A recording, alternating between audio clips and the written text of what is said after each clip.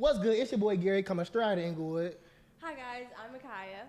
Hey y'all, it's Sullivan Grace, and just like my name, I keep it positive, and we're so From the go. On bro, from the go. Straight from Inglewood, boy. Yes, and we have a lot of juicy topics coming for y'all today, right here at True Star headquarters in Bronzeville, Chicago. Historically black, because this is a very black episode we're about to get into today. Okay, we're putting on our activism hats because we have our Cowboy Carter tour that we are covering today. I got the shirt on because I'm straight off the tour. Yesterday, I went to the tour, and I have a lot to say about it. We got the debate about gingers being black. Apparently, people want to accept gingers into the black community, so we'll see what we have to say about that.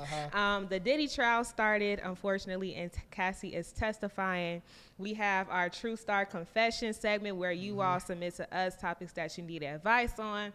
We have Malcolm X's 100th birthday coming up that we want to celebrate, get into some activism. We have our No Role Model segment where we tell you all who we don't want to be like when we get older, okay? And we have an interview with none other than True Star alum Shaquille Roberts. We're very excited for this interview, so let's go ahead and get into our episode.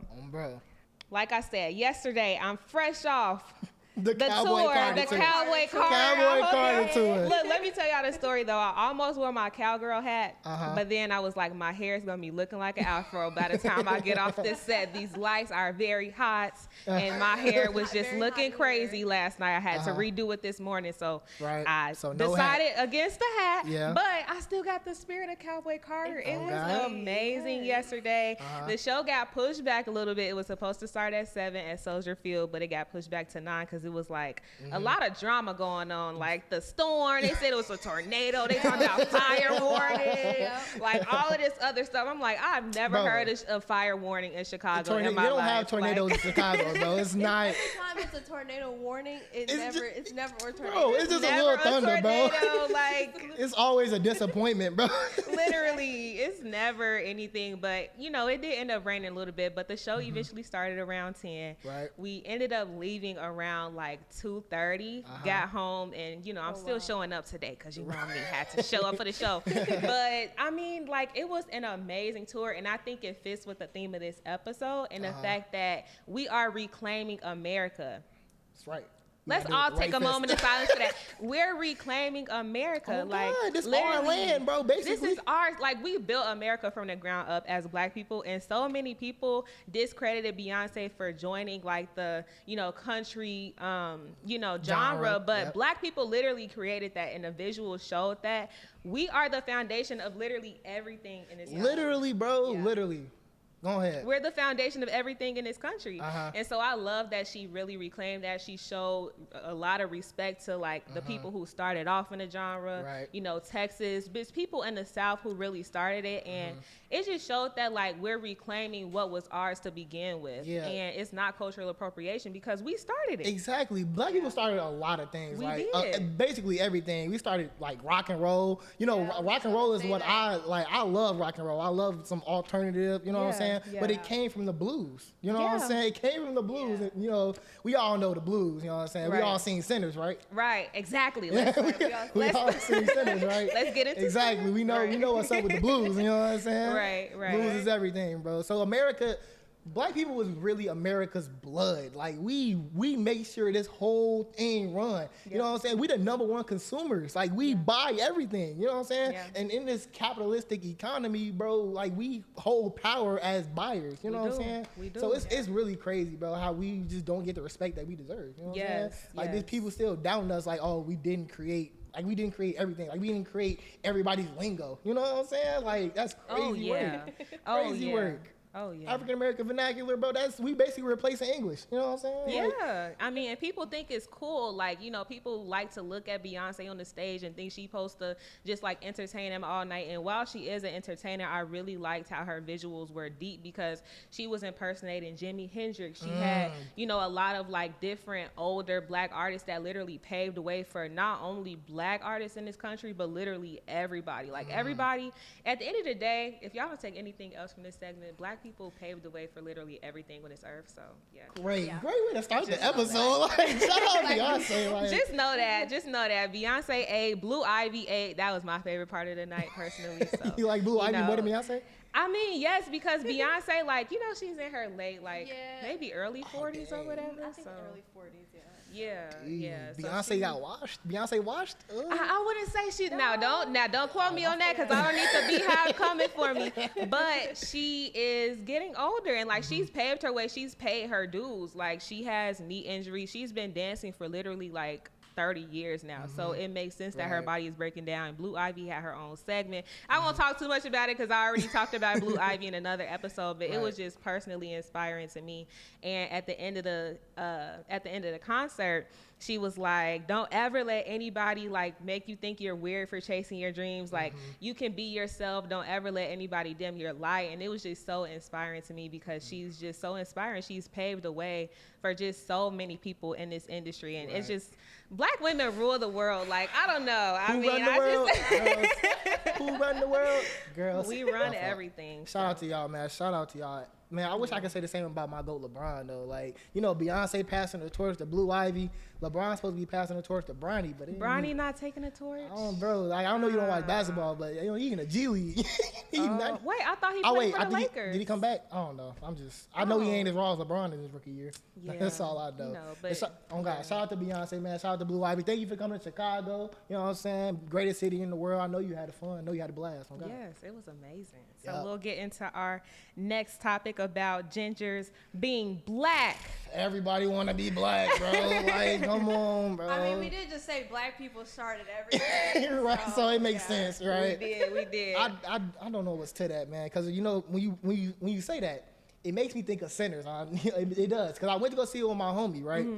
My homie say, bro, you can't be inviting everybody to the cookout, man. Like we can't be homie. You know what I'm saying? Shout out Io. You can't just be inviting everybody to the cookout, bro. Everybody want to be in the club now, bro. You can't be in the club. I'm sorry, Ed Sheeran. You can't be in the club. Ed Sheeran got called out. I'm sorry, bro. You can't. I don't think he wanted to be black, but you know, I don't. It's just weird, bro. I don't think gingers are gonna be like, oh wow, let me start acting black now. Like, I just said that, so let me start acting like.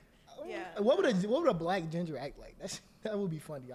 Well, I think, okay, so the debate on TikTok is that basically ginger people out of like all white people, I guess, have always felt like ostracized. They've always felt like, you know, white people like made fun of them. Everybody wants to be blonde apparently. So, I mean, I don't know too much about that, but apparently like ginger people always feel made fun of and like, you know, whatever. So basically it was a lot of like ginger women on TikTok saying that they always felt appreciated by black women because I love ginger hair, like, and apparently a lot of other black women do too. So they get a lot of compliments from black women, and they just always felt like they felt seen by black women. And so they were just thanking black women, and like there was a community thing there.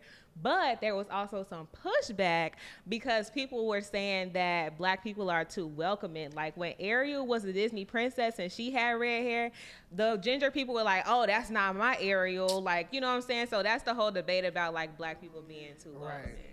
It's interesting though, like in white politics, gingers are basically minorities. Yeah, it's crazy. It's crazy. That's crazy. It's crazy. That's funny. I ain't gonna lie. I mean, you know, you could be a minority in the white community, but you know what I'm saying? You don't hold a candle to what black people will be having to go through. So it's like, you know what I'm saying? Just stay over there, man. Just, you know what I'm saying? Stay on your side. You know what I'm saying? I know I get a little dicey over there, but you'll be all right, man. Gary. You'll get a little now, dicey. did they get into like the DNA, like why people are redheads? No, or not redheads, gingers. Because Right. there's a difference between redheads and gingers. Really? So they were saying like, I don't know too much about the redhead part. I don't think they like included that. But ginger specifically is more like the orange hair, not the red. Right. So I don't know if they got into like the signs like, oh, is it because you have like a bit of like black in your DNA? Is that Yeah, that's what I thought. That's ginger came That's a from, good question. You know? That's what I thought. Like I thought since like, oh, gingers are the new black people, I guess. You know what I'm saying? I thought they found some science regarding to like the DNA and like ancestors or whatever on some Pope Vaughn stuff. You know what I'm saying? Look at Gary still stuck on Pope Vaughn. Pope Vaughn. You know, because apparently Pope Bond is black. I guess. Right. Like, Yeah. Hey, look. everybody's black, man. Go ahead, bro. I don't think they got into like the details about Nah, like I don't think so Because I either. looked it up and it was like something about the MC is something like MC 1R gene or something crazy. Come like on, that. molecular. And I was like, okay, whatever that means. Right, But- right. And honestly, like I want to say since birth, Since birth. I've had like a red strand like, on my hair that's always been there, and I was like, Where? maybe Don't they it's stop. like right in the middle of my hair. Right. Okay, Gary okay. does And it. it's like you kind of gotta look for it because it's Right. one strand, and Right. then like I have a blonde strand, so I'm like, oh, Oh, so you. Interesting. Maybe, Interesting. you know. Hey, we Maybe need to there hit up is some type of We need to hit up connection. 23andMe, You know, man. Right. the dots there. We Got to have all to do do DNA tests. Let's all Right. do some Oh, DNA. no, I some don't do- ancestry. Man, we're gonna find them colonizers. My fault. Hey, look, I mean, we talked about this on the Centers episode that a lot of black people do come from like the South, and it was a lot of mixing going on down Like, there. So mixing, yeah. right, That's some- the it gentle might way to have put been it. against Apparently our no will, one is but one race, I guess. Oh, yeah. Yeah. Well, 100% of yeah. anything. You know, that's just the Yeah. American way, man. American melting pot, as they say. You know what I'm saying? Yeah. But yeah, nah. I think when it comes to gingers being black, you know what I'm saying? Sure, you guys can put on the do-rag and, you know what I'm saying, do whatever you want to do. do-rag. Put on a do-rag, make a couple TikTok videos, you know what I'm saying? But, you know, being black is an exclusive club, you know what I'm saying? You don't pick the requirements.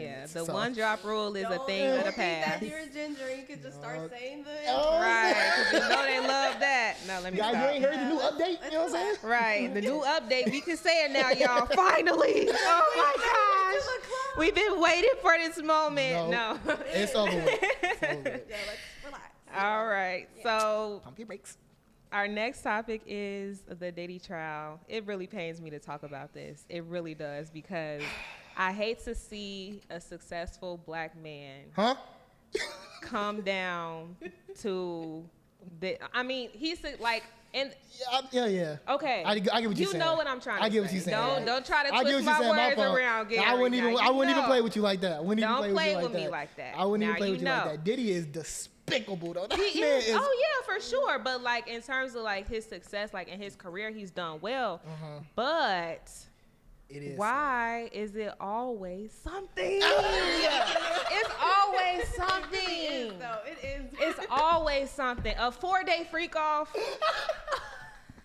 4 days. I'll be tired of it, bro. It is 4 always days. something, bro. That is It's true. like it gets to a point. That is true, It bro. gets We to a just can't point. have black successful men, bro. Like it's always something, bro. Like- but this is actually crazy though. I'm not gonna lie. But it's not just black people though. Like white people, they got people that's into like some crazy villainous, heinous Yeah. things too though. You know what I'm saying? So it's like it's like, you know what I'm saying, Jeffrey Epstein, you got people Yeah, like, you know what yeah. I'm saying, other than that. So it's other races that do it too, but black people, we got to get it together, bro. That's really the theme of this episode, bro. Get it together, bro. Well, we're celebrating a lot of black success at the same time, but it's also like we always have something that's taking us down, I feel. It's us against us, bro. Yeah, Like I don't know, yeah. but that's not with Diddy though. Diddy taking himself down. Oh, yeah.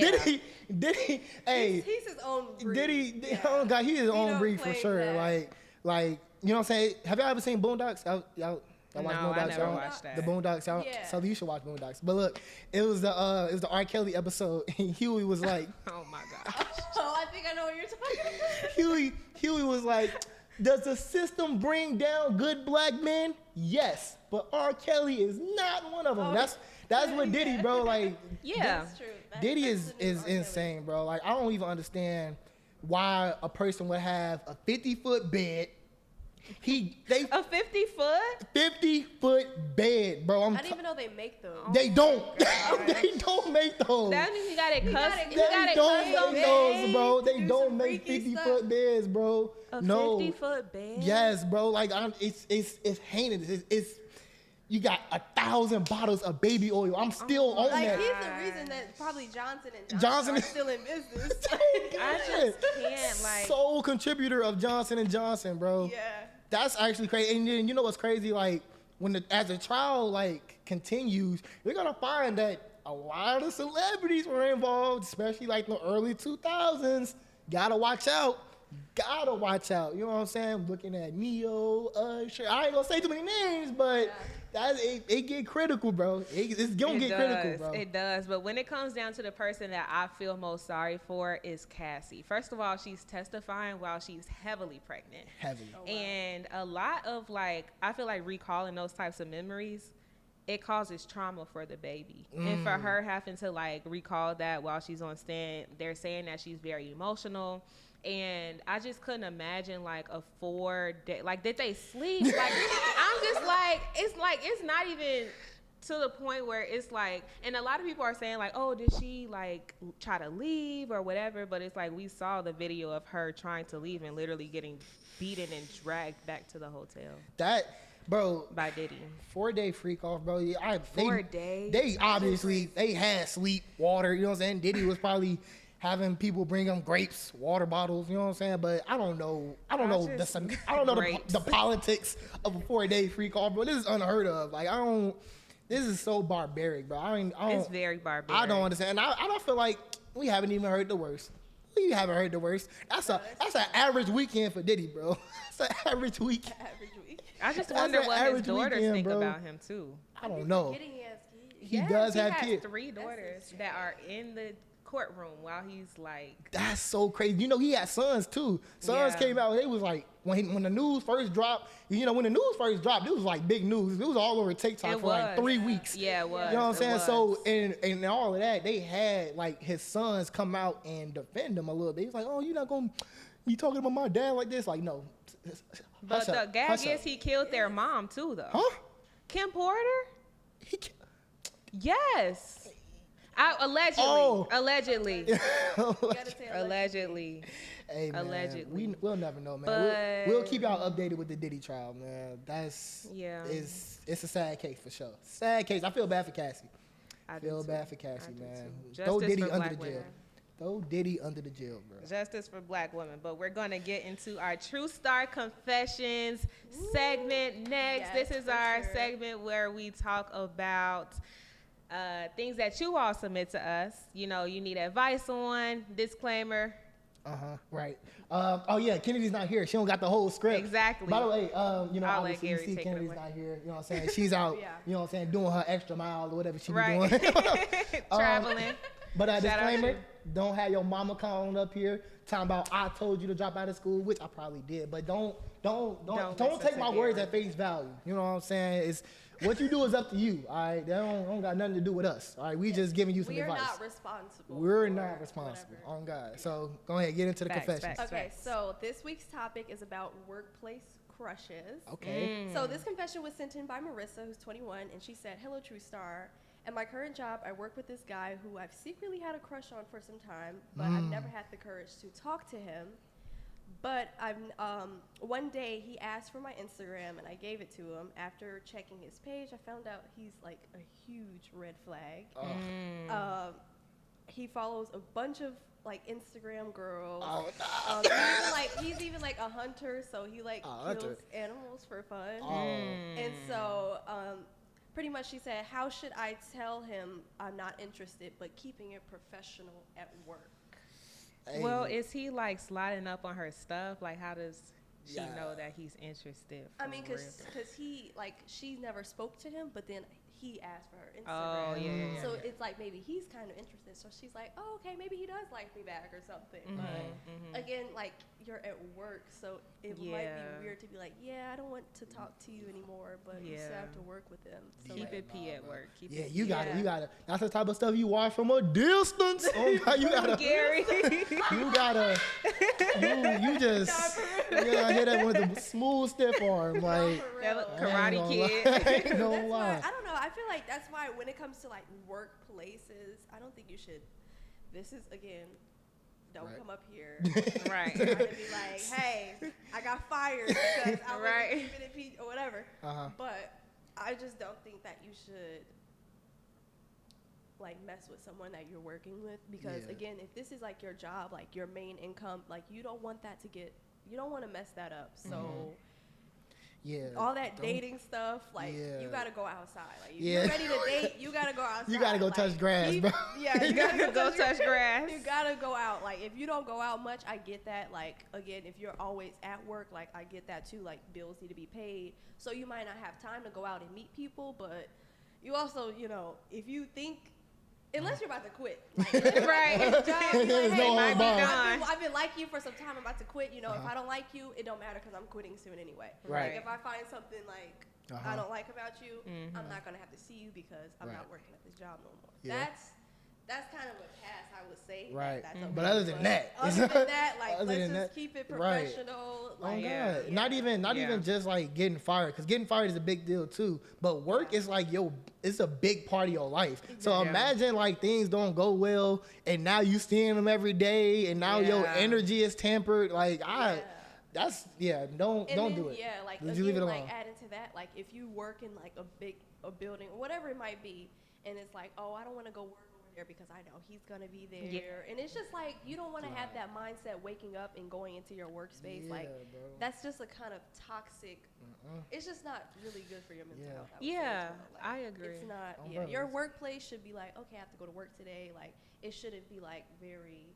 Like it shouldn't haunt you. Like I gotta see this boy, weird dude that I hate, and like I don't know. It's so that's definitely weird. Yes, I agree, and I think there's a way to like shut people down without explicitly like even having to say anything, right? Like I call it like a silent boundary, especially like for a girl. Like, like you don't have to like explicitly go out like, well, I just wanted to talk to you because I don't like you. Like it doesn't have to be like a whole separate conversation, but if you don't respond to him or you don't really like entertain him, he's gonna know that you're not interested. Exactly. And that's the way to just nip it in the bud and still be cool with him. Right. But like it doesn't have to be like an overt like conversation because that's going to make things weird. I feel like the best boundaries are set by really not even saying anything. That's true. And if you just know how to not make it awkward, like, hey, this isn't going like whatever, let's just keep it professional at work. If you both are just like on that maturity level, we're not trying to diss anybody, right? But if you just know how to keep it professional, you should be fine. Keep it P. Keep it P. But again, you know how young people are. They just start getting crazy. They're like, oh, you was talking to my man over here. I wanted his number. Like, now we got a problem. Now HR is getting involved, and you both are fine. Nope. I ain't like nothing about that. I don't even like how she said it. So just to put a bow on it, man, we just going. You gotta leave him alone. Keep it at a distance. Do what Sully said. Keep it professional. Leave him alone. Yes. Leave me alone. Plenty of fish in the sea. Leave me alone. You remember that song? I do. Leave me alone. Something. I ain't got no time for that. Yes, that was my song when I was in high school, man. Wait, who is that by?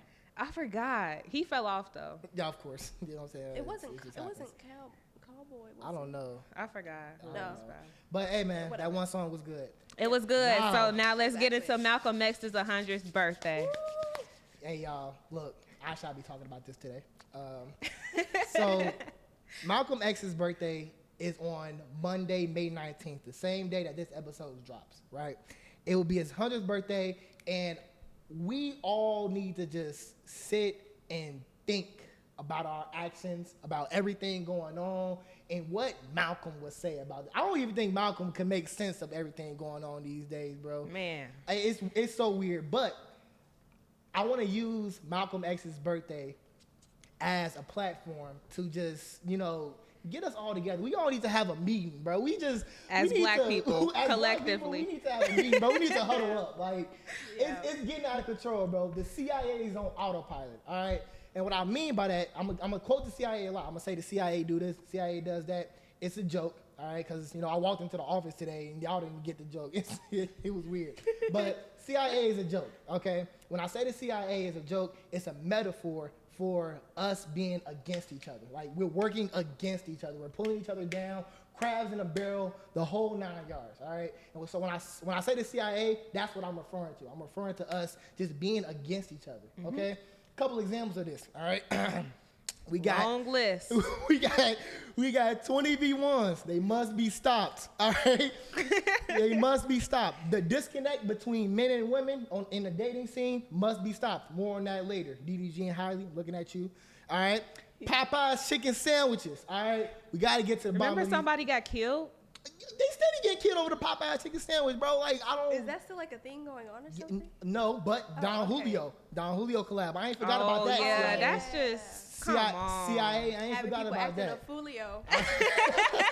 I haven't forgot about that. You know what I'm saying? Yeah. And most importantly, though, the main reason I kind of want to do this topic is because apparently we're out here disrespecting the legacy of Emmett Till. And as a Chicagoan, I will not let that stand. All right? So, if you don't know, you know what I'm saying? Summer from the show Baddies, which another Baddies, the entire Zeus network. Baddies canceled. The entire Zeus network got to be shut down. Is that the one with Natalie Nunn? I think so. I don't know. Natalie Nunn, Baddies. Okay.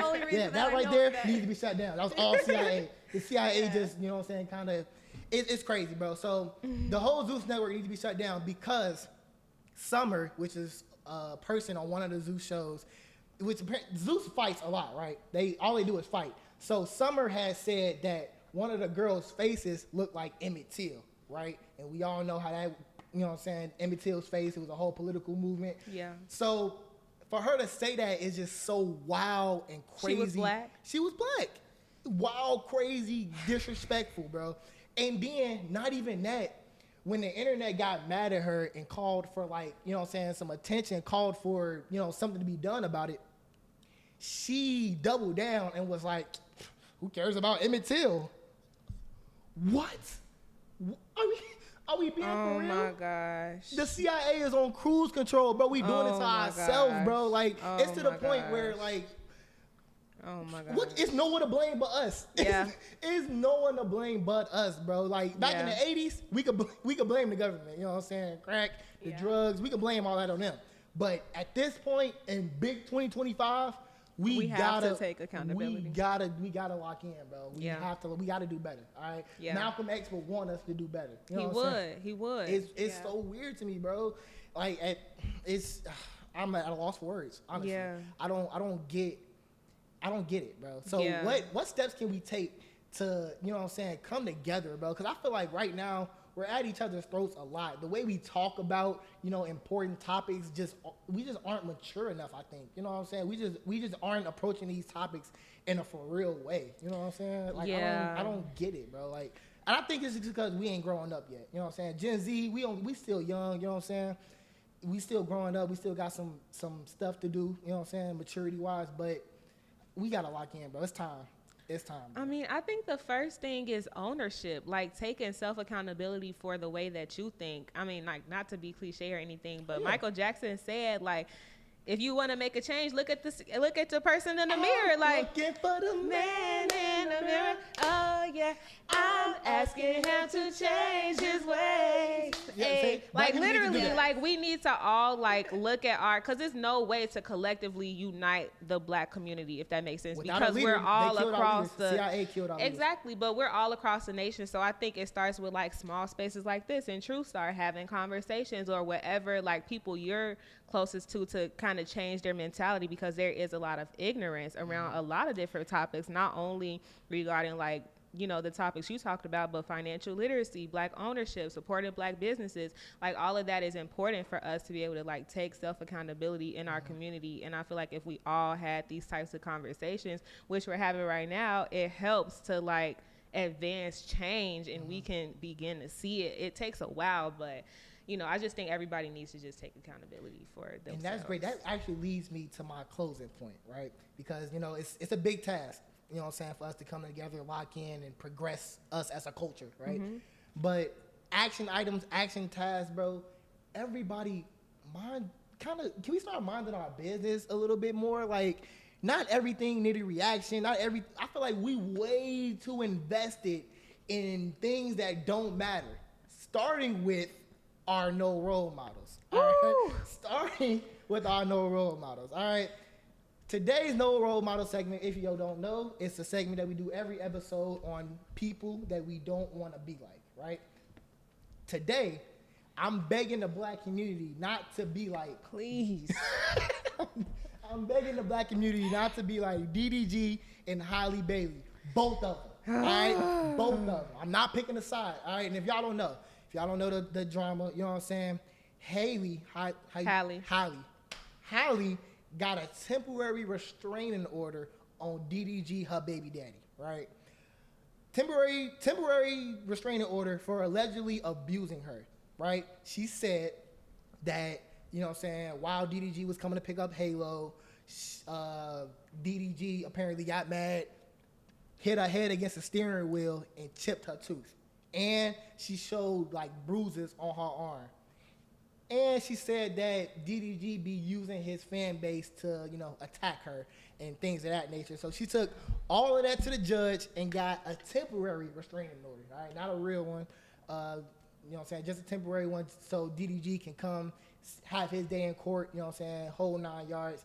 But the reason I say don't be like them, bro, is just because why are we in this situation to begin with, bro? Why can't, like, I don't know. Like, when DDG and Halle first started dating, bro, I don't think they knew, but they really did have a lot on their shoulders when it comes to the black dating scene, bro, because everybody is looking at them, right? And that's my main point. Like, back to the point I had before, like, everybody's paying attention to them instead of, you know, focusing on your own relationships and, you know what I'm saying, doing good in your own people, right? But it's just weird to me how Halle got a restraining order on DDG, right? I'm not gonna pick a side, but I mess with DDG, and I don't see him really putting his hands on Halle. We can't tell what's going on in the relationship behind the scenes, so I don't think we can say like I don't think this person would do, like we don't know what they would do. So at the end of the day, like, I just think accountability, it comes back down to accountability. Like, I don't think she would get a restraining order out of nowhere just because, you know what I'm saying? Like, See, but look, this is the trap, right? See how, like, I just asked you, and we can sit here and we can talk about it, and then eventually it's going to divulge into an argument, right? Because, you know, if we pick sides, that means we're at each other's throats, right? And over the internet, everybody's picking a side. You either on DDG side or you on Halle's side. And apparently, most men is on DDG and most women with Halle. And now we're just at each other's throats, right? And that serves to a bigger problem. Like the dating scene is kind of like trash. Like, I don't know. I'm just young, right? But like, what do y'all think about today's dating scene, bro? Because right now, I feel like black men and women are at each other's throats, bro. I think it really starts with a switch in mentality, right? And it takes exposing yourself to good people of the other gender. Like, for me, I go to a lot of networking events. I go to a lot of places that have good, ambitious, driven black men. So that's changed my perspective on the abilities that black men have. And like, when a black man is driven and he has a good support system behind him, he has a good head on his shoulders, he can conquer the world. Like, I truly think that black men are super powerful, and it's taken me exposing myself to those types of men to see, like, okay, it's a lot of like quality men out here. Right. So I think, like, to answer your question, what you asked again? Sorry. I was just saying, like, what do you think of the dating market? You know what I'm saying? It was a real general question. I got caught up. But it was a general question. But you answered it good, though. Like, you just expand your horizon, because I do feel like a lot of the conversation is like one note. You know what I'm saying? I just feel like it's very, I don't know, ignorant in a way, because you don't know everybody. It's very generalizing, right? You generalizing men on both sides, right? It's a lot of generalizing. Mikaya, what do you think? And here's another thing. This might be a little like, I don't want this to come off too harsh. Oh, go ahead. But when you start having kids with people that you're not really like locked in with, I feel like that also is what causes a lot of drama too. Like, just date. Like, just date people. You don't have to have kids so soon, you know? If you feel like in your life, like, oh, I need to have kids, I don't know, everyone's story is going to be different. But this is just my point of view. Just date people, you know? If you like them, you know, that's cool. If you really like been with them for some time, you know, I think also having kids too soon, like I said, like, now you're kind of forced to see them because you have a child involved. It's not like, oh, you just break up and that's it. But when you like, hey, you got to come get your son or whatever it is, it's like, I don't know. I feel like that's a lot on like the kid too, like growing up with that. So like, thank you for bringing that up. Actually, that's a big part of the no role models, man, because you know, they had a kid and then like, you know, a month or so later, they broke up. Yeah. Like, it's weird. Like, you having kids and then you breaking up. Not a kid got to deal with separate households. They got to deal with the drama between those two parents. Like, it's messed up, man. So, So, to put a bun on it, man, if you just mind your own business and look for your own love, right? Yeah. Don't put all your faith, all your attention into these couples, because at the end of the day, they're just people. Don't put your faith into these celebrities. They're just like you. They're but real with people somebody. with money. Exactly. With money. Yes, Like, yes. like, And also know the power of marriage, too. I think a lot of people in this generation don't value marriage, but that's literally a covenant that will prevent you from being able to leave so easily and break up 2 months after having a baby and everybody baby mama, baby daddy. It's just a toxic culture, and like it's so avoidable. Like you don't have to have a kid. Like, you're not. You don't have to have a forcing you kid to with become a everybody you mother. date. Exactly, Like, bro, like it's okay, bro. You like really you do don't. not have to have kids. Like, you it's can okay. have kids, but trust me, like make sure you just want to set yourself up for success. Yes. So like don't just be too quick Literally. to just. My mama said I can't have kids until I'm married. So. Yes. Mama, period. Yes, mama. Yes, mama. 3 kids with good heads on our shoulders. See? Yes. We the leaders of Gen Z. Yes. The leaders of Gen Z. Listen to us. Subscribe. Right. Like, comment, subscribe if you Yeah. agree that we're the leaders of Yeah, Gen you Z. can come up to us for the positive stuff. Like, you know Right. what, True Star? You Right. know, you guys help me, but don't come up to us like, yeah, I dropped out of school. Right. We don't claim that Right. negativity. Yeah, we don't claim Right. negativity. Don't Only listen to positive the things. bad stuff, only the good Exactly. stuff. Selective Exactly. hearing. Shout out to you. y'all, man. So next we have our very special interview with a very special guest today, yeah. y'all. We have Shaquille Roberts in the building, who is a Chicago-based filmmaker, writer, and director. Look, Gary is our filmmaker, so he's very excited. We're all excited. Yeah. Recognized for her Tubi series, The Other Wife, and The Lucky Number 7. Growing up in Chicago's Inglewood neighborhood, I already knew it was coming. She found an early solace in writing at True Star Media, which were right here at our Bronzeville headquarters, right here in Chicago, by contributing to the journalism program and the MASH. Okay. She pursued filmmaking at the Illinois Institute of Arts and went on to produce her own films, like we said, The Lucky Number 7, and she has gained national, worldwide, might we say, attention on her show, The Other Wife, which has gained over 21 million views. Let's give it up for that. We're so excited to have her on the set of From the Go. Welcome to the set. Yay. We got another Inglewood. Yay.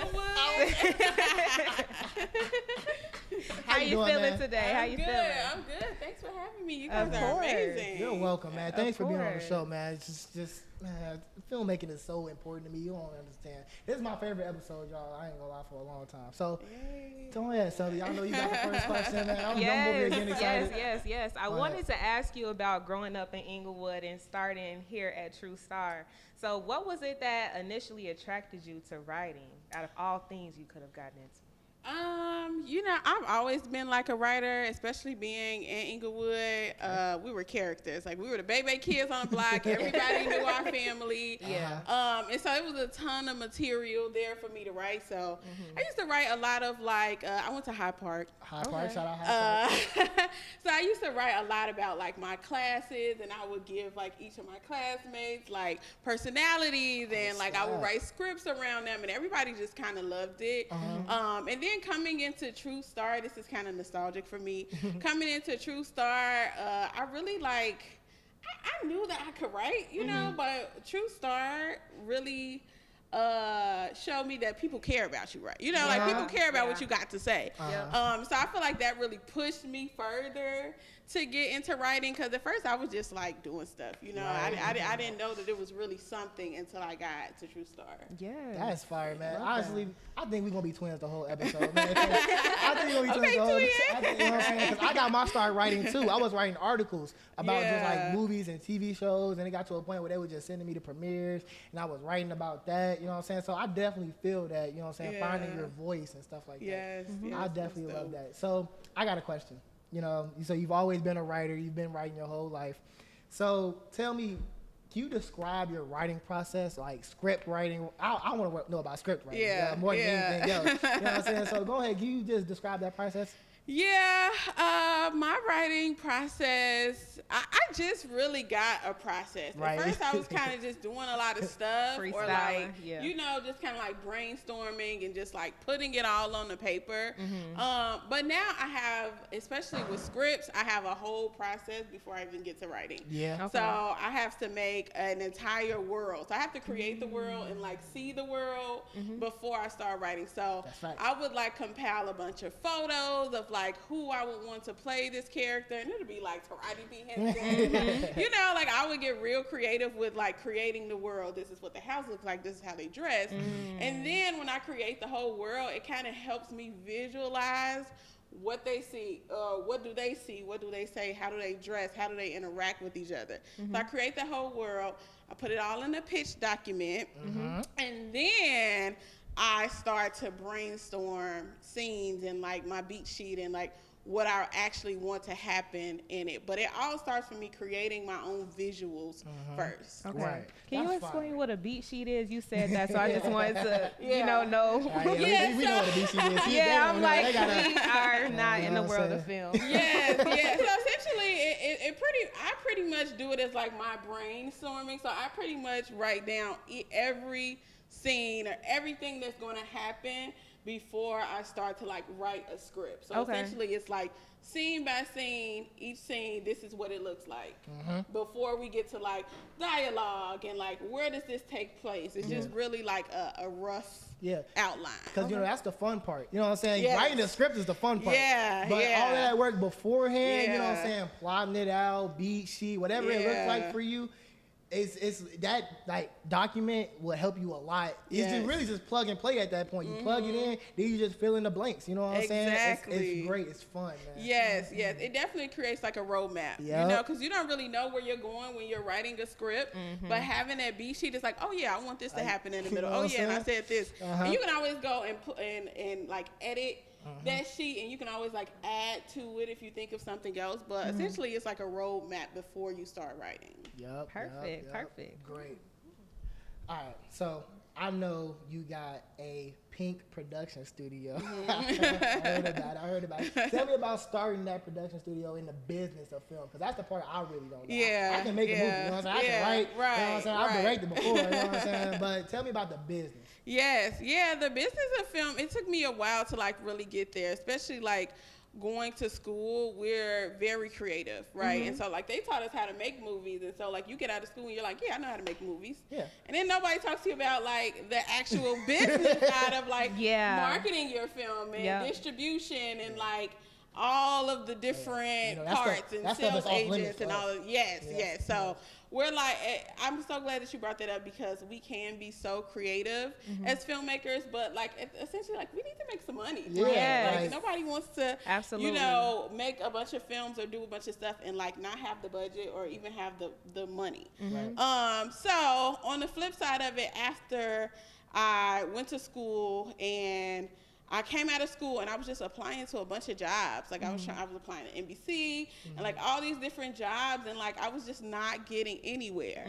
And me being passionate about film, like I want to continue to create. So that's what made me establish my own company. I was tired of companies or waiting for an answer, waiting months and months, because even if you don't get the job, like it takes months for them, if they even tell you, like, you ain't get the job. So for me, I was like, man, I want to continue to create, and I just got so tired of waiting for an answer. And so that's when I essentially like created my first short film out of college, and that was Let Go. And that was essentially me like renting out an Airbnb, like getting a bunch of people from school that I know, and then just like 2 days in an Airbnb shooting this entire thing. Wow. That's the grind. That's the grind. That's the grind. Yes. Take me. You should bring me, man. Bring me, man. Yeah, I want to ask about that part though, because a lot of times when you have gifts and you have these talents and you know that that's your purpose and that's what you want to do in your life, it's going to take a while to monetize it, like you said. And like you said, you're applying to jobs, you're going through this process, and there's this part that they call when you first have a dream, right? You're like at the top of the mountain and you see your vision, right? and then like you go into the valley, which is the work and like everything it takes, and then you eventually get back up. But how did you stay motivated while you were in that valley of waiting for things to come to fruition? You know, essentially I didn't stay motivated at first. I will say that film is something that chases me. Okay. You know, I love that. I honestly got to the point where I was like, I'm done with this. Like, I'm tired of like not being seen or not being heard, or like putting in all this work and like not seeing the results that I wanted to see. Yeah. And so I like went to go get my corporate job, you know, That's work what I was about to ask. and do my thing. Yeah. But also like it's something that like never leaves me, you know. And so I really, as me being a Christian, like I prayed about it, but I would just go on about my day. Like I would pray about it and then I just go on about my day. And I would tell people like, I'm done with film. Like, stop talking to me about film. Stop sending me stuff about film, because I was just really in that place where I was just like, I'm done. This is, you know, I'm exhausted. Yeah. And then just recently I quit my job. Shout out to you. Yeah, you were doing both. Like, yes, I was doing my both. gosh. Yes. How did you sleep? Yeah, I didn't. And when I was younger, I was able to like navigate it. But like as I got older and like really, I was just like, I can't do both. I was like, I really can't do both. And I prayed to God about it, and I was like, I cannot do both. And I got to work, and I like literally could not breathe. Oh my Like gosh. I was in my corporate job, I was like, I cannot breathe. I feel stifled. I'm overwhelmed. Like I can't do this anymore. And I was just like, hey, this is my last day. Yeah. Like I just can't do it. You know, I can't do both. And I guess the choice was made for me. Like if you can't do both, like this ain't it. Listen you know, to your body. Exactly. Yeah. And so I quit. But it is like staying motivated. Just knowing that like it's not going to look the same every time. You're not always going to feel like doing it. You're not always going to like, you know, but it's something that you love. And I feel like I have a lot of stories to tell, and they won't let me not tell them. Yeah. So for me, like doing justice to the gift that God gave me, and also to the stories that just are begging to be told, is what keeps me motivated. Wow. But me, just my love for film alone sometimes it wavers, sometimes it fails. And so like I don't always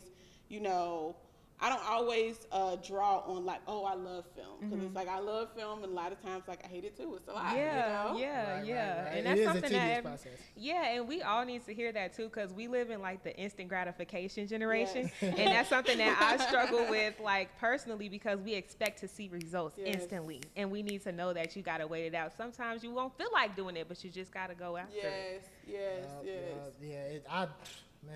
Them long like set hours, like that's enough. That's enough to be like, man. Yes. All right. So talk to me about having your work on Tubi, because that's my next step. I need to get on Tubi, man. I'm gonna take over Tubi. That's stake my flag in the ground. You know what I'm saying? Being on Tubi is it's so amazing. Just the journey of it. So essentially my show, The Other Wife, I shot it as a pilot. So I shot it as like a proof of concept that I was going to go and like shop it around to these different networks and like see who wants it. So that's why we shot that first episode. And then when it was so tough to get in the room, you know, like people want it, like it's so hard to get in the room. I did what I did the first time I made a film. I was like, I'm tired of waiting for people to see how good this is. I'm tired of trying to convince people. And so then I went the film festival route. But essentially, like, the film festivals wouldn't accept it because it's a pilot. So it's not a short film. It won't work as that because there's not a beginning, middle, and end. We're just really at the beginning because it's a pilot. Right. And so I got like so many rejections from film festivals. And then that's when I got discouraged. And I was like, you know what? I'm going to just try to like self-distribute it myself. And so I cut the pilot up into 3 mini episodes. And I was like, you know what? Let me see how this self-distribution works. And it's so crazy that Tubi picked it up, because Tubi requires, don't tell them this, but Tubi requires you to have like 20 minutes or longer. Same thing with Amazon. Like your episodes need to be 20-minute episode okay. or longer. And ours were like 13 minutes. So I was so shocked to get the news that like Tubi picked it up because I was like, that's favor. I didn't even know we were that, but okay. Favor. So that, I mean, that's kind of like how that went. But like essentially like me being like, I'm tired of this. And it really did challenge me to know that, like, there's not one way to do things. There is not one way to do things. It's like, okay, I can't get in the room. Okay, film festivals. Like, let me see what's and that's what works for me. But, like, there's not one way to do this. And there's no perfect way to do it. Yeah. That's, man. I need to do exactly that. I love that. We're tired of waiting. Sure. Yeah, and like it's really about creating your own room too, because we were talking before you got here about Beyonce on the Cowboy Carter tour and how she's created space for herself in the country genre, and I just love that she's taken up space. And something that she said at the concert yesterday was like, don't ever let anybody tell you who you are. Like, you define who you are. And so, like, I'm just wondering your challenges around, like, being a black woman filmmaker, because Beyonce crew be trying to, like, push back at her. And they are her employees. So, like, how are you, like, navigating that and getting people to, like, respect you and command that as a black woman, you know? Yeah, you know, that's really tough. It really is tough, especially in this industry, because, like, you are treated differently. And honestly, like, your stories and the stories that you want to tell, like, they are treated differently. To be honest, like I feel like when I'm in the room, I have to be like, yeah, well, we streaming, you know, for people to feel some type of like, oh, let me see what it's about. Because if you just say like, hey, I have this show, this is what, like, people don't really care. Versus like some other counterparts where I've seen where they're just like, yeah, I'm doing this thing like on the middle of a hill in the middle of nowhere. People are like, that's so great, you know, like, so I've seen where like I've had to like overcompensate or like really like push my way into some spaces, because being a black woman, like, yeah, people do look at your stories differently, you know, and even like wanting to have like an all black cast or like mostly black cast, and like they look a certain way, they talk a certain way, you know. And so like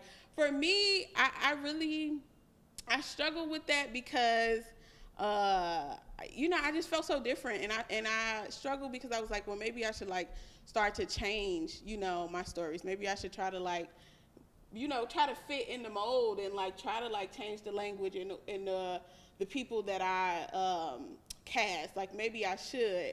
But, you know, in me staying true to these stories and knowing that these stories want to be told, and me doing justice to the story, I couldn't just mold into what. And so I have to like stand firm, which is very, very hard. But I had to stand firm on my vision, and I had to trust myself enough to know that like I know what's best for my story. So like even if people don't see it and people don't understand it, or people not listening, like I know what's best. This is why I got this far.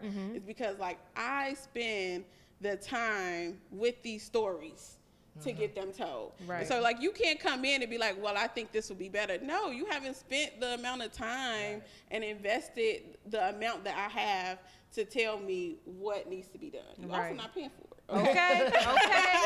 Come down so to we're going to do what I said. Right, exactly. Having to change and tweak your story is like, it's a cardinal sin. Like I hate to do it, man. Like telling them to change a script, like because think about scripts, like if you change one thing, you gotta change pretty much the whole thing, like because it's building blocks. It's like Legos, you know what I'm saying? So you can't just take a piece out and then put another piece in. You can't just do it all willy-nilly. You know what I'm saying? Then it's like a piece of you. You know what I'm saying? Yeah, 100%. And you know what? I got that on the flip side too, being on Tubi. People was like, you know, like you need to put more sex scenes in, and like we need more men with the shirts off. And I was like, that's not what the story calls for, right? Like I understand that this is what y'all are used to, like seeing on Tubi, but we got 21 million views without that, right? So like, why do I have to do that? You know what I mean? So like, you really, really, really have to, despite the pressure that people try to put on you, you have to stand firm and like confident and, your story, you know, and knowing that like this came from me. So like nobody knows better than me to make the right decisions, because people will come in and like honestly people will want you to do what they want you to do. People will say like what they want to see, but I know for me like 21 million people you know thought it was great, and so like I don't need to change it for you random person. Exactly. Man, so inspirational, man. Exactly. So wow, I'm not even a filmmaker, but I'm like getting everything, because I think it comes back down to like your purpose and like staying motivated through that valley. Like that's where a lot of people quit. That's where a lot of people 100%. quit. In the middle. Yeah, Right in the middle. that middle. You actually got to do the work. Yeah, you just got to keep going. It's nice to know that you persevere, and I'm happy you did, man. I'm sure that was 21 million. Yeah, I'm sure they agree. I'm sure they agree. Kaya, did you have a question? Now, you said that you have a, what is it, a production company that you said? Yep. Okay, so how long ago did you start that? So I essentially started it straight after college. Okay. I've only like really been like have my LLC and things for like 3 years, but like I've been doing this for 10 years. Okay. You know, and so like in that inception, as soon as I started making my own films, like I established my own production company, because I wanted it to be clear that like this is all coming from me. Like this is under me, you know, like this is under me. This is under my company. There's no other hands and no other influence. And if you want some hands and some influence, give me some money. Right. Okay. Exactly. Yeah, I was just about to ask that. Like, you know, when you say you got a production company and everything comes from you, like when I think of production companies, I think of like, oh, let's say I got a script and I'm shopping it around. Like I would shop around with you. Like, hey, you trying to make this movie, you know? Right. So like, what would that process look like for me, right? If I wanted, cause I'm trying to get a movie made, you know what I'm saying? I'm always trying to get a movie made. That's really my whole brand at this point. So like, if I got a script, it's ready to shoot, you know what I'm saying? Let's say it's a good story, you messing with it. Like, what would that look like for me and you? You know what I'm saying? So essentially, I actually just had a few meetings like this because I am trying to get more into producing other people's content.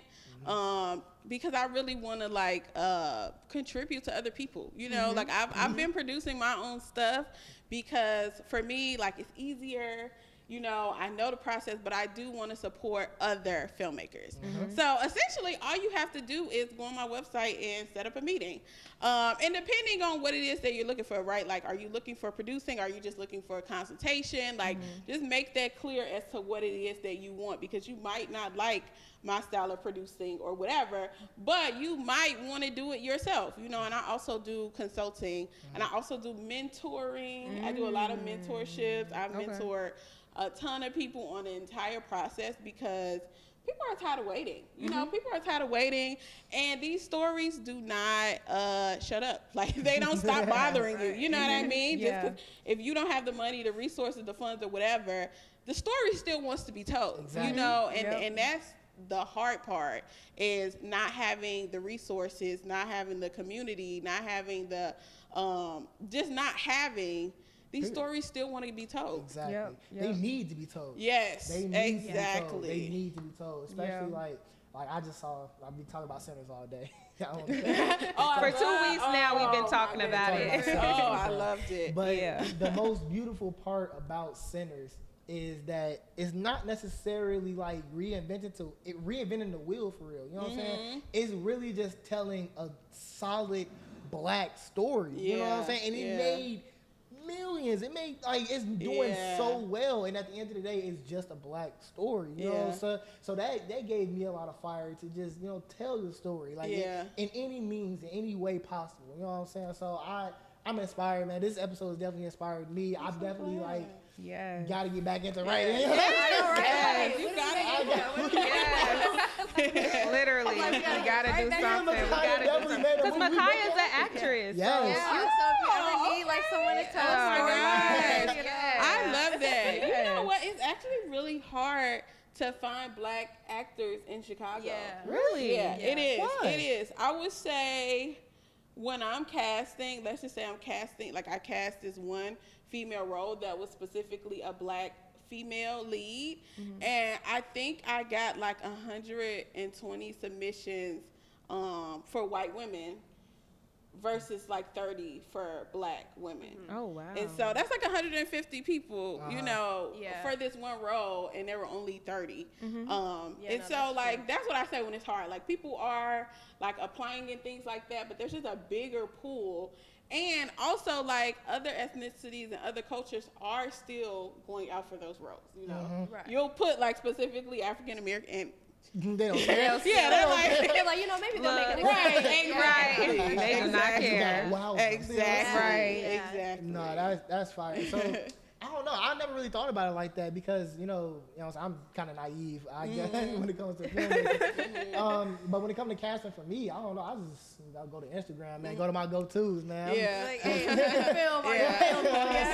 Post it on IG. Somebody down. Right. Somebody down. But no, I can see that. You know what I'm saying? Because it's definitely. We definitely building. We're still building in Chicago. You know what I'm saying? But I feel like Chicago can be such a big place for film, bro. Like it really can be the next Hollywood, especially with things like XL Fest. Like yes, that's amazing. I love XL Fest. Yeah. I was there last year. Yes, it was a XL great Fest. room to be in last year for sure. XL True Star sent us, so we all got like passes. Oh, I love it. go, It was so. sold out by the time I got to it. I was like, Yeah, you definitely got to be there this year for sure. Yeah, It's XL very Fest is nice. definitely where it's at. But you know, I definitely feel that, man. Definitely, it makes me want to get up and make a movie right now. You know what I'm saying? Me and Makai need to start. Right, y'all need to start This working. resume Look, this is a whole. Yes. Because Sully, I don't even think you know this. Me and Micaiah like made a movie together. Like Really? Yeah, like we made a movie together right after I made my movie. You know what I'm saying? We go way back. We go way back. Right. Yeah, we go. way back. So, what's this film? What is this I film? love Just a little bit about me. You know? Yes. Okay, so 20. I was 18. I don't know what year is that. Dang, it's been a minute. 2023, 2022, something like that. I think it was 2022. Yeah. So I was making a movie with True Star and flipped the script. It was about two co-workers trying to escape their building while being chased by a teleporting monster. Right? That's me. You know what I'm saying? I didn't go to. They wanted to go to the film festival circuit. You know what I'm saying? But I didn't do that. I ended up just using it to get into college. I got a full ride to Columbia. You know what I'm saying? So it's interesting. You go to the Art Institute because I went to Columbia and I really only applied to those two schools. Like I applied to the Art Institute and Columbia. So, but that's not the point. So I made that movie, and then right after that movie, me and Micaiah wanted to work. Micaiah hit me up. She was like, "Oh yeah, I could use your help writing this movie." You know what I'm saying? She ended up writing it. Amazing herself. You know what I'm saying? Yes. Actress and writer. Love your life. And then I came through it and kind of just directed it. You know what I'm saying? Kind of like, you know what I'm saying? She put the camera right there type stuff. You know what I'm saying? It was really cool. It was fun. Like, we should do it again, Exactly. Like, I love that. Yes. Like these great cameras. Yes, and it's really about getting those reps in too. Like y'all have that practice. You can say you got 2 movies under your belt. So I want to ask you, like, just to close it out, what would you say your like aspirations are as far as like the mark that you want to make not only on the Chicago film scene but worldwide? Like if you go to the top of your career, what would you see yourself doing? I would say I could see myself helping other indie filmmakers. That's my biggest thing, is kind of like uplifting these voices, because listen, you already know, right? Look, connection made, y'all see, 2025. Yes, and you know these stories do not leave you alone. They don't. And I will say some of the most heartbreaking moments for me in film is when I like really, really, really wanted to tell a story and I did not have the resources to do it. And that was so heartbreaking to me, because it was like it's not like I didn't have like the talent or the skill or the time. It was like I really don't have like the money or I don't have the community or something like that. And so I really want to provide that to other filmmakers, because I don't want us to not be creating because of money. Like, I don't want that to be a barrier. Right. You know what I mean? That's something we can get, like talent, skill. Like, that's you got to like do a little bit more work. Yeah. But like, absolutely. when it comes to like the money or like the funding part of it, like that shouldn't stop great stories from being told. And so that's really what I want to do. I really, really, really want the indie population, and you know, like a lot of people, Tubi is controversial, but thank God for Tubi, you know, in the sense of like they are giving like voices and like really allowing us to have this like mainstream platform for these, you know what I mean, for these voices, and like people are really like they're watching. They're watching. Like Tubi is not one of these. They don't like, play with Tubi. Don't play with Tubi. They have like a bad rep. Like, they do have a bad rep for Tubi. No, but in our culture though, we know what's up with the Tubi. Exactly. It's a start too. It is a start. It's a start. I can't wait to stake my claim to Tubi. I'm going. Right, You got this. You got this. You better own it. Exactly. And own it. And own it. That's amazing. So in the spirit of this filmmaking conversation, we're gonna play a game. It's a storytelling game. I forgot about the game. Oh my gosh. I'm thinking I was closing it out. Okay, here we go. These games usually kind of go either or, so I'm a little scared, Shaquille. But I'm prepared this week. You know what I'm saying? Last 2 weeks I was a little funky, but this week I'm good. Funky. This week I'm good. All right, so it's a storytelling game, right? So how it's gonna go? I'm gonna start. And then I'm gonna say like a sentence or two max, right? Just starting it off, and we're gonna go in a circle, and we're gonna build on it, right? Okay. We're gonna build on it, and the goal is to tell a complete story by the end. Okay. Right? We can go 2 times. And at the end of those 2 times, we gonna have a story. You know what I'm saying? Okay. Now, Sully, Micaiah, you know, Sully, the story needs to have a beginning, middle, and end, right? So I'm gonna start it off with the beginning. So just think about how it ends and how we can get to the ending. You know what I'm saying? It's all about the journey. You know what I mean? So we gonna take some story building practice today. All right, y'all ready? Okay. Y'all good? Sure. I bet. Sure, I'm ready. Sully not into it. All right, so boom. Once upon a time, there was a dude in Inglewood. Go. He would ride his skateboard every day. Okay. And he rode the 63rd Street bus to and from school. Okay. All right. One day he got to school and he was riding the skateboard in the hallway when his principal told him not to. We got y'all. Okay. They I think they do. He then got suspended and took his skateboard to the corner store. Oh. okay. Wait, who took his? This is 63rd. He took it. Right. Inglewood. Very much possible. He went to the corner store. Okay, he went to the corner store. Yep, he went to the corner store. And he saw a crackhead outside who asked him, "What you doing, young man?" Sully, I knew you had it in you. Go ahead. We're gonna keep it going. Until we get to an end. Okay. And so he said, I just bought me a chips and pop, and the crackhead said, but I asked you for some money, and you didn't give it to me. So he snatches the skateboard and gets up out of there. Okay. The dude from Inglewood. Okay. All right, Inglewood. Dude from Inglewood shows the crackhead, takes the skateboard back, rides home, and tells his mom what happens. That was kind of bad. I like that. Okay. After he told his mom what happened, he then decided to go in his room and play his video game. Okay. Oh, I see it. Then his mama bust in his room and said, "Boy, why is your room not clean?" Okay. And then he says, Mom, I'm going to do it later. He picks up the skateboard and he gets up out of there. Oh. Okay. He getting up out of there. Okay. And then to wrap it up, he gets up out of there, goes back to the corner store, tells the crackhead, "Come with me," makes him clean up his room. The end. Oh, I like that. Now I would produce that. Yes. Maybe I'll make it to the resume. Yes. Great job, Gary. Great job. Today, man. We love it. This was an amazing interview. Thank you so much for joining us. Thank you. I'm so excited for you guys. I think you guys are like so amazing. I love what you guys are doing and what True Star has become now. Like really showcasing not only our written personalities, but like our personality, you know, our culture, and like what Chicago really is about. So I love this. Congratulations. I'm proud of you. Number one podcast. Number one youth podcast. Yes, yes. Go ahead. So with that, this wraps us up, man. I'm going to see y'all boys later. Make sure you like, comment, and subscribe. Links are in the description, man. Send us a confession. Send us some money.